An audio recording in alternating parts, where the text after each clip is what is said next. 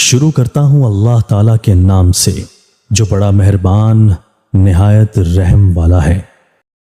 حضرت عبداللہ بن مسعود رضی اللہ تعالیٰ عنہ بطریق مرفوع نقل کرتے ہیں کہ آپ صلی اللہ علیہ وآلہ وسلم نے فرمایا، 3 شخص ایسے ہیں جنہیں اللہ تعالیٰ دوست رکھتا ہے۔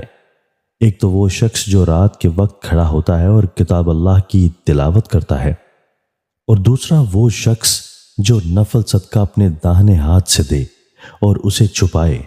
راوی کہتے ہیں کہ میرا گمان ہے کہ آپ صلی اللہ علیہ وآلہ وسلم نے فرمایا بائیں ہاتھ سے، اور تیسرا وہ شخص جو میدان جنگ میں اس وقت دشمن کے سامنے ڈٹ گیا جبکہ اس کے ساتھیوں کو شکست ہو گئی۔ امام ترمذی نے اس روایت کو نقل کیا ہے اور فرمایا ہے کہ یہ روایت غیر محفوظ ضعیف ہے۔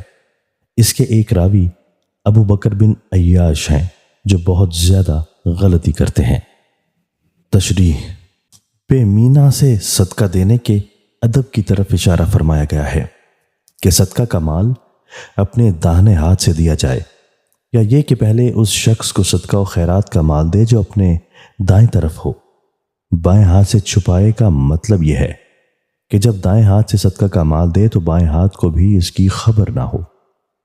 یہ دراصل کمال پوشیدگی کے لیے مبالغہ کے طور پر فرمایا گیا ہے، یعنی صدقہ کا مال انتہائی پوشیدگی کے ساتھ دیا جائے تاکہ صدقہ کا مال لینے والا عام نظروں میں اپنی کمتری محسوس نہ کرے۔